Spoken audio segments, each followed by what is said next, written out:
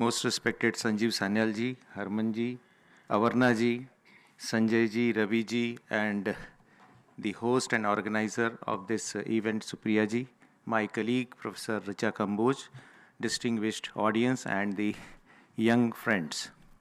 It is indeed the pleasure of IGNCA to co-host this important event that is based on creative economy.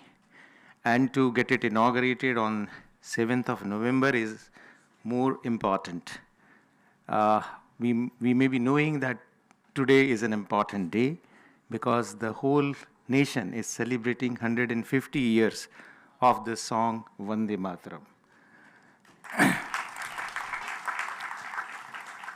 And what Vande Mataram defines to us, what Vande Mataram explains to us is very important. That any creativity embedded with patriotic zeal and social concern remains not only sustainable, but respected and regarded for generations. So that is the bottom line as far as the creativity is concerned. So we must remember that while we are celebrating 150 years of Vande Mataram. As far as the Creative Economy Forum is concerned, this entire process and event is very important and pertinent because the whole world is now thinking about the contribution of creative economy in the country's GDP. Few years back when we were discussing on this subject, we were comparing India's contribution of creative economy in the India's GDP, which was far less than the US or the UK's GDP. But by expanding our horizons, now we are almost on the verge of becoming closer to those countries. That is a very welcoming feature. But it is not going to sustain unless we all give it a serious thought and really chalk out an action plan for the creative economy industry. When we look at the creative economic industry, we must also understand and know that India has immense potential of expansion of creative economy because the kind of variety which we have, we always say, Anekata mein ekata, Hindi ki visheshta, the kind of diversity we have, the kind of rich cultural tapestry which we have, it does not have in any other country. I remember a couple of years back, I had been to some conference in Austria where I met a scholar who was working on textiles of Europe. And I had a chance to talk to her, and I appreciated her effort when she was presenting her paper.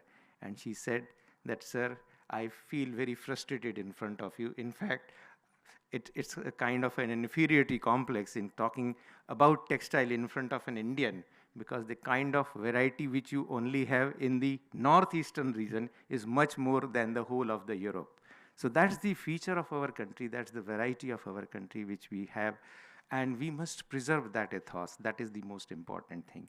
Because in the name of economic growth, in the name of sustainability, in the name of development, we should not compromise on the artistic ethos and the cultural content of that.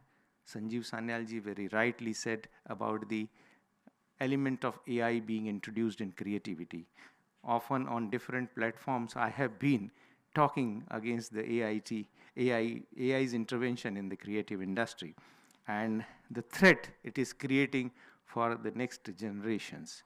There is one tool known as Ghibli, if I correctly pronounce it Ghibli. Ghibli is, it creates anything, it can create any caricature. And suppose I am creating a painting of Ravi Verma in Ghibli. After 10 years, it will be very difficult to identify which is the original painting and which is the painting created by me on Ghibli. So that is the threat which is going to be there as far as the creativity is concerned. So we must also understand that the originality of creativity should be maintained. We should not, in the name of economic development, become exploitator for the real artisans and the artistry. That is another point. Because when we talk about the economic growth, when we talk about the progress of business, we talk about the development of business, often the person who gets neglected and gets exploited is the real artist and the artisans.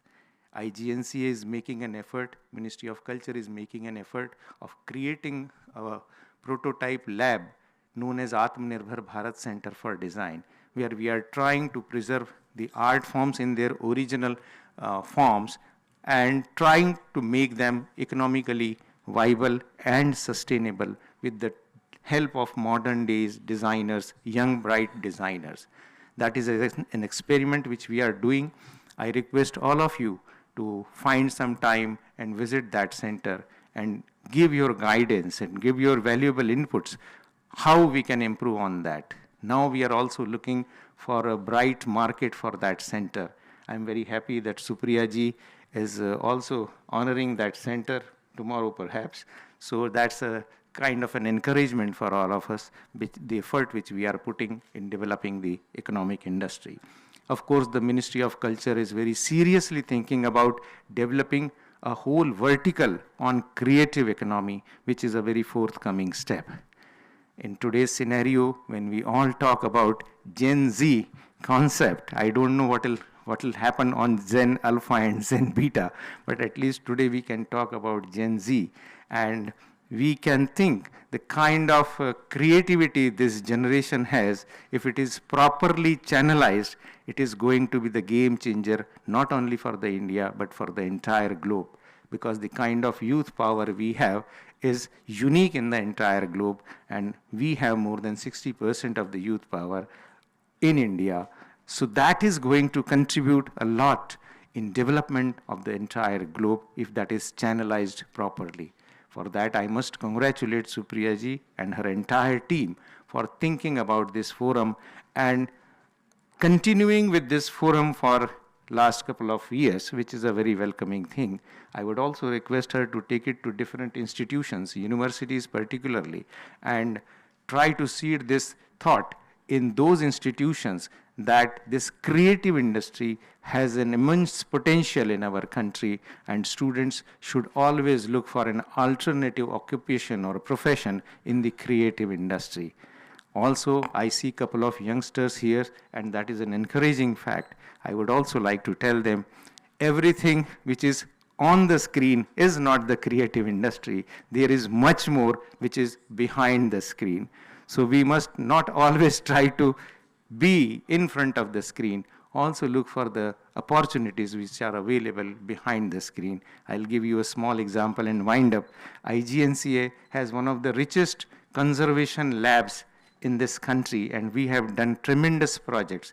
A couple of days back, if you might be following the newspapers, you might have seen at the Gurudwara Patna Sahab, we have kept the Jode Sahab, which was the shoes of Honorable Guru Gobind Singh Ji and his mother Sahib Kaur Ji.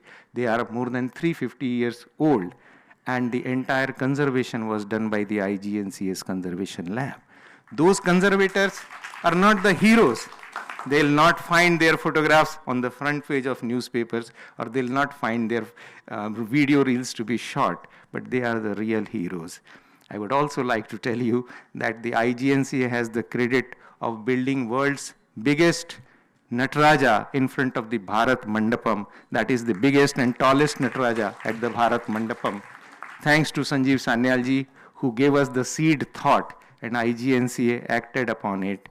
Today with proud we can say that that Nataraja is totally handcrafted by our traditional Chola bronzes people. It is an Ashtadhatu Nataraja, 28 feet tall, and it has been made in record time of just 7 months. So all those important warriors who go on Mars or who won the World Cup take the limelight, but there are these warriors who work for the creative industry. They actually create something which remains for the generations. So we have to think about the generations and really boost this creative industry. Thank you very much.